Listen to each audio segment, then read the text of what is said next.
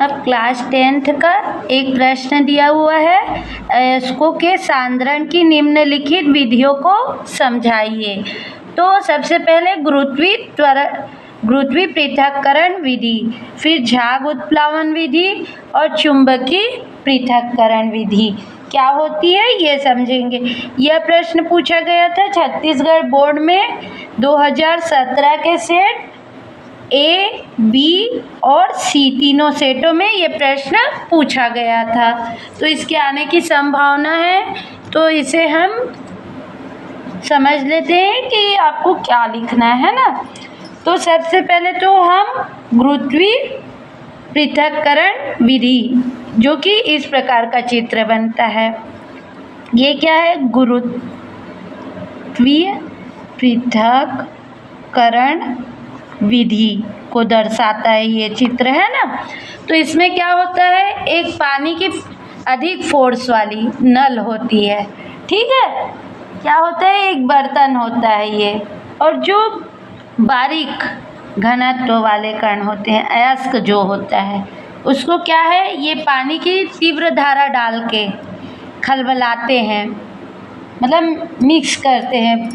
तो जो पानी की धारा रहती है उसके साथ जो हल्के फुल्के कण होते हैं, जो है ना, अशुद्धियाँ, मिट्टी, कंकड़, रेत वगैरह, वो क्या है, कम घनत्व होने के कारण ये पानी की धारा के साथ बह के दूर हो जाते हैं। और जो उच्च घनत्व वाले भारी कण होते हैं अयस्क के, शुद्ध धातु अयस्क रहते हैं, वो क्या होते हैं, इस टब या बर्तन जो भी लिए रहते हैं उसके तली में बैठ जाता है, ठीक है। और फिर इसको साफ करके निकाल के ले लेते हैं। इस प्रकार अयस्क का सांद्रण करते हैं ना। तो एक बार फिर से देख लेते हैं कि क्या होता है कि जब बारीक पीसे अयस्क, ये जो इसमें रहता है बारीक पीसा अयस्क, इसमें पानी की तेज़ धारा डाली जाती है। तो जो इसमें अशुद्धियाँ रहती है कम घनत्व वाली, वो पानी की तेज़ धारा के साथ बह के ये गिर जाती है इधर उधर, है ना, बिखर जाती है। और जो अधिक घनत्व वाले रहते हैं अयस्क के कण, वो इस टब या बाल्टी या जिस भी प्रकार का बर्तन लिए उसके तली में ये कण बैठ जाते हैं, जिनको पानी हटा के फिर शुद्ध अयस्क प्राप्त किया जा सकता है। तो इस प्रकार से अयस्क का सांद्रण क्या कहलाता है, गुरुत्वीय पृथक्करण विधि। तो इसे लिख लेते हैं, गुरुत्व पृथक्करण विधि। इस विधि में बारीक पीसे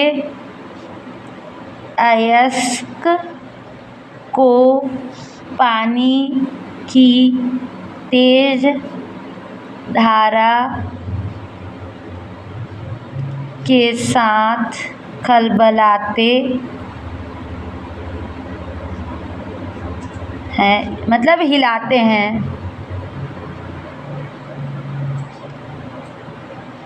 तो जो कम घनत्व वाले कण रेत, मिट्टी, धूल आदि पानी की धारा के साथ बह जाते हैं और उच्च घनत्व वाले अयस्क जिस पात्र या टब आदि में यह क्रिया की जाती है उसके तली में बैठ जाता है। इस प्रकार की पृथक्करण की क्रिया को गुरुत्वीय पृथक्करण विधि कहा जाता है। और नीचे हमको शुद्ध अयस्क प्राप्त होता है ये तली में, है ना। अब दूसरा है हमारा झाग उत्प्लावन विधि। झाग उत्प्लावन विधि, इसमें क्या होता है? झाग उत्प्लावन विधि में एक आयताकार बर्तन होता है ना, जिसके अंदर हम चीड़ या नीलगिरी का तेल भर देते हैं और पानी। ये इसमें क्या भर देते हैं? चीड़ और नीलगिरी का तेल और पानी। ये क्या है? इस विधि से किसका सांद्रण किया जाता है? सल्फाइड लोगों का। तो एक आयताकार पात्र होता है जिसमें चीड़ या नीलगिरी का तेल और पानी भर देते हैं, ठीक है, और इसमें बारीक पीसा हुआ अयस्क डाल देते हैं। तो इसमें क्या होता है फिर उसके बाद? ये एक राड लगा होता है, राड या जिससे वायु भेजी जा सके उस प्रकार का राड होता है ना, उसमें से हम वायु भेजते हैं इस पे। और इस आयताकार बर्तन में क्या रहता है? चीड़ या नीलगिरी का तेल और पानी रहता है, और जिस अयस्क का हमको सांद्रण करना रहता है वो अयस्क डाल देते हैं। अधिकतर इसमें सल्फाइड अयस्कों का उपयोग करते हैं। इस प्रकार के विधि से सल्फाइड अयस्कों का सांद्रण किया जाता है ना। और जो ये राड रहता है इसमें से वायु भेजी जाती है और इसको एंटी क्लॉकवाइज दिशा में घुमाया जाता है। तो जो वायु भेजते हैं वो इन छिद्रों से, छोटे छोटे छिद्रों से ये तेल और पानी को मिक्स करने का क्रिया करता है, एंटी क्लॉकवाइज दिशा में घुमाते जाते हैं इसको। तो और उससे झाग बनते जाता है। तो जो झाग बनता है और इसमें झाग बनता है ना। और झाग में क्या है? जो सल्फाइड के अयस्क होते हैं वो ये झाग में आ जाते हैं और ऊपर झाग के साथ तैरने लगते हैं, है ना। और इन झागों को दूसरे बर्तन में यहाँ झाग को एकत्र कर लेते हैं, जिससे कि हमको सांद्रित अयस्क मतलब शुद्ध अयस्क हमको यहाँ मिल जाता है। और जो सल्फाइड अयस्क रहते हैं उसमें जो अशुद्धि रहती है वो यहाँ नीचे तली में बर्तन के, आयताकार बर्तन के तली में बैठ जाती है, जिसको इस निकास नली द्वारा पृथक कर लिया जाता है और शुद्ध अयस्क हमको दूसरे पात्र में मिल जाता है ना। तो इस प्रकार की क्रिया को क्या झाग उत्प्लावन विधि कहते हैं। इसे एक बार और समझ लेते हैं चित्र में। सबसे पहले तो एक आयताकार बर्तन लेते हैं। झाग उत्प्लावन विधि का उपयोग अधिकतर सल्फाइड अयस्कों के शुद्धिकरण के लिए किया जाता है। तो जो सल्फाइड अयस्क रहते हैं उसे डाल देते हैं हम, और नीलगिरी का तेल डाल देते हैं या चीड़ का तेल डाल देते हैं और पानी डाल देते हैं, और इस वाले राड से वायु भेजी जाती है और इसको एंटी क्लॉकवाइज दिशा में घुमाया जाता है। तो उससे झाग बनने लगता है, और झाग बनने लगता है उस झाग में सल्फाइड के अयस्क आ जाते हैं और उन सल्फाइड अयस्कों को दूसरे बर्तन में उस झाग को एकत्रित कर लेते हैं। और जो सल्फाइड अयस्क में अशुद्धियाँ रहती है वो आयताकार बर्तन के तली में बैठ जाती है, जिसको एक निकास नली से बाहर निकाल लिया जाता है, ठीक है। तो इस प्रकार से हमको झाग उत्प्लावन विधि से हमको शुद्ध अयस्क प्राप्त हो जाता है। यह अधिकतर सल्फाइड अयस्कों के शुद्धिकरण के लिए उपयोग किया जाता है। तो इसे शब्दों में लिख लेते हैं, झाग उत्प्लावन विधि। इसमें क्या करते हैं? सबसे पहले एक आयताकार पात्र लेते हैं, एक आयताकार पात्र लेते हैं जिसमें सल्फाइड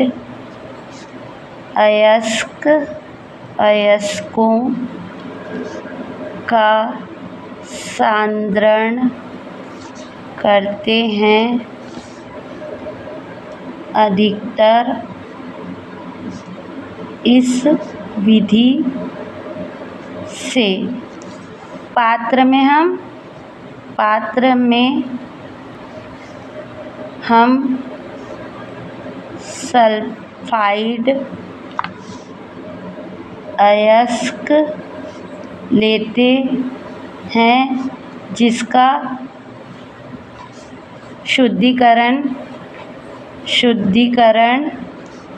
करना है और चीड़ का तेल या नीलगिरी का तेल लेते हैं। नीलगिरी का तेल लेते हैं।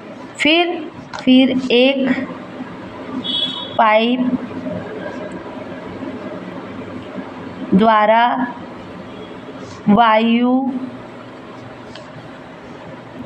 तेज वायु भेजी जाती है और इन सभी चीज़ों को हिलाया जाता है। किसमें? एंटी क्लॉकवाइज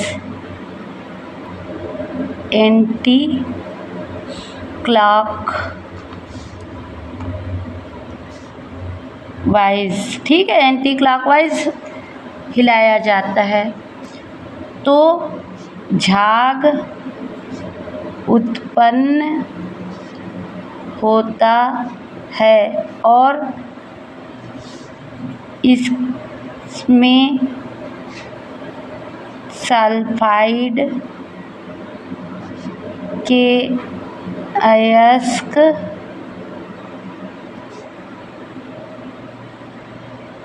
ऊपर झाग के साथ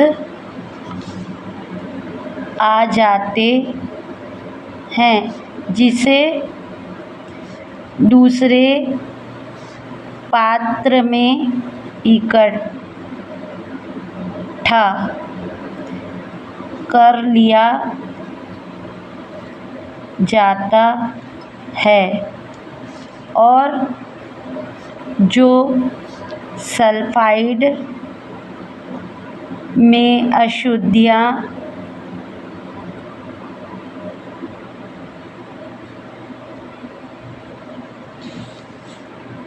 होती है वह उस आयताकार पात्र के नीचे बैठ जाती है। उसे निकास नली द्वारा पृथक कर लेते हैं तो इस प्रकार हमें शुद्ध सल्फाइड अयस्क प्राप्त हो जाता है। यही झाग उत्प्लावन विधि है। ठीक है, और झाग उत्प्लावन विधि से अक्सर सल्फाइड अयस्कों का शुद्धिकरण किया जाता है। ठीक है, क्योंकि इसमें झाग बनता है इसलिए इसे झाग उत्प्लावन विधि कहते हैं। ठीक है, अब है विद्युत चुंबकीय पृथक्करण विधि। तो ये क्या है? पूरा विद्युत चुंबकीय पृथक्करण विधि का उपकरण है। इसमें क्या होता है? दो चुंबकीय रोलर होते हैं। ठीक है, जिसको एक बेल्ट की सहायता से एक बराबर, जैसा आटा चक्की होता है ना, आटा चक्की में दो चक्के लगे हुए रहते हैं, कुछ उसी प्रकार का रहता है ये, है ना। तो उसमें एक कन्वेयर बेल्ट लगा रहता है, जैसे आटा चक्की को ये घूमने के लिए लगा होता है ना, ऐसे ही आटा चक्की आप कभी गए हैं, उसमें आटा कैसे पिसाते हैं, यहाँ से गेहूँ डालते हैं, फिर इसमें गिरता है, फिर यहाँ से गेहूँ इस बेल्ट से ऐसे घूमते रहता है, उसमें से पीस के आटा नीचे गिरता है हम लोग के, है ना। ठीक उसी प्रकार से रहता है ना विद्युत चुम्बकीय पृथक्करण विधि। इसमें क्या कहते हैं कि जो विद्युत चुम्बकीय अयस्क होते हैं, स्वभाव वाले अयस्क, उनका पृथक्करण किया जाता है। तो यहाँ से क्या करते हैं हम, बारीक जो चुंबकीय अयस्क होते हैं जिनका सांद्रण करते हैं, बारीक चुंबकीय अयस्क जिनका सांद्रण करते हैं, उनको डाला जाता है और यहाँ से वो इस बेल्ट में गिरते हैं, कन्वेयर बेल्ट में। और जो ये रोलर लगे हुए रहते हैं, इनसे घूम के फिर इधर से जाके ये घूमते रहता है, ये रोलर इधर से उधर, ऊपर से नीचे, जैसे आटा चक्की में जो बेल्ट लगा हुआ होता है, पट्टी, वो घूमते रहता है ना चक्के में, वैसे ही घूमते रहता है। तो यहाँ से जो चुंबकीय अयस्क गिरता है वो इस बेल्ट में टकराता है और ये क्या होते हैं, चुंबकीय रोलर होता है।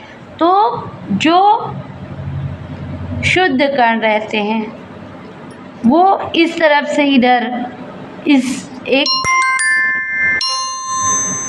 पात्र रहता है, तो जो चुंबकीय पदार्थ रहते हैं उनको ये पात्र खींच लेता है, और जो चुंबकीय पदार्थ नहीं रहता वो इधर अलग से गिरता है, जिसको दूसरे पात्र में भर लेते हैं। क्योंकि ये चुंबकीय रोलर होता है तो चुंबक को आकर्षित करता है ना, चुंबकीय पदार्थ इधर, जो कि इस वाले पात्र में गिर जाता है, जो चुंबकीय पदार्थ, और जो अचुंबकीय पात्र रहते हैं थोड़े दूर जाके गिरते हैं, जिसको दूसरे पात्र में एकत्रित कर लेते हैं। तो इस प्रकार से कन्वेयर बेल्ट चुंबकीय रोलर के द्वारा जो चुंबकीय अयस्क होते हैं उनको अलग किया जाता है। ठीक है, चुंबक एक दूसरे को आकर्षित करते हैं ना, तो इसको शब्दों में लिख लेते हैं, विद्युत चुंबकीय पृथक्करण विधि। इसमें क्या करते हैं, इस विधि द्वारा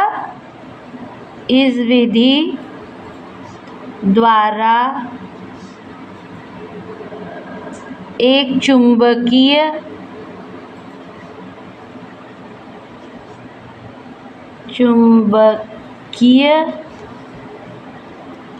स्वभाव वाले अयस्क का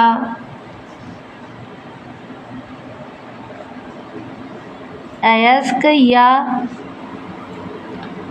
अशुद्धियों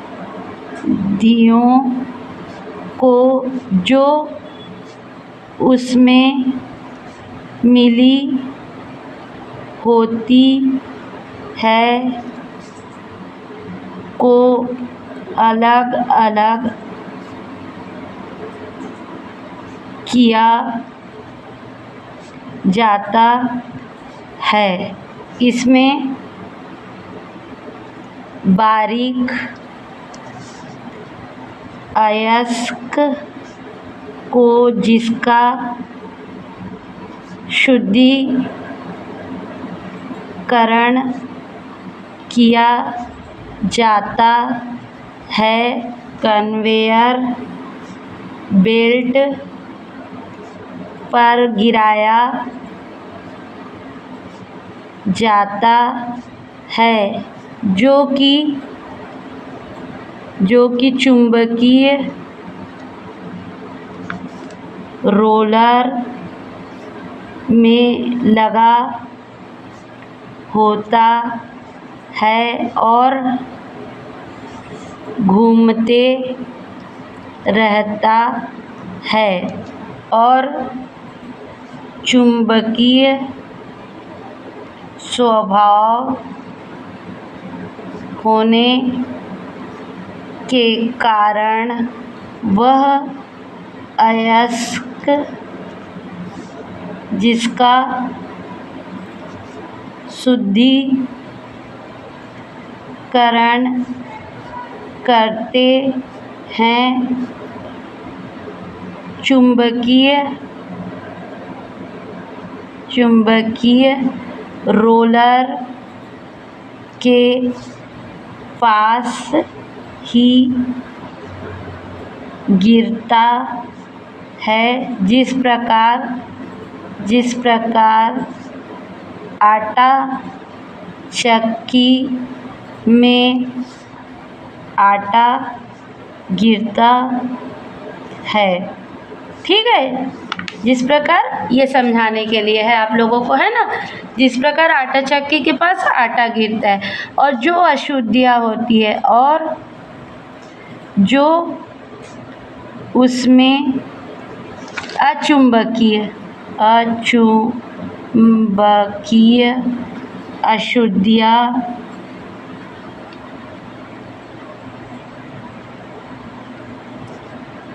होती है, उस चुंबकीय रोलर से कुछ दूरी पर गिरती हैं, क्योंकि उनमें आकर्षण नहीं होता, जबकि चुंबकीय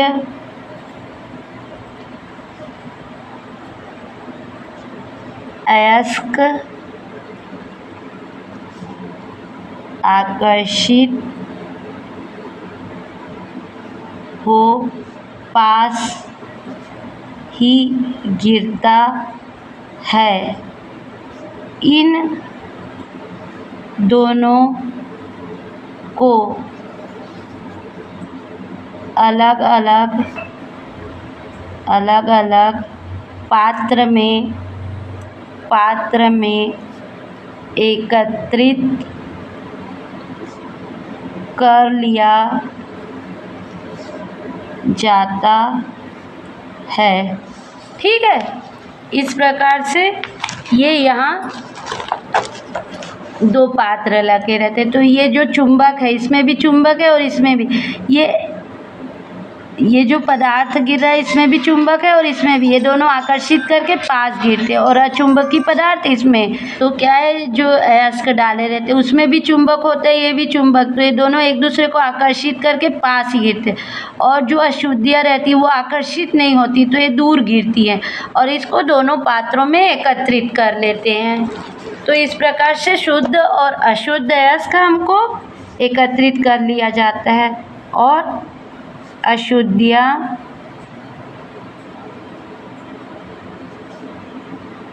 अलग कर दी।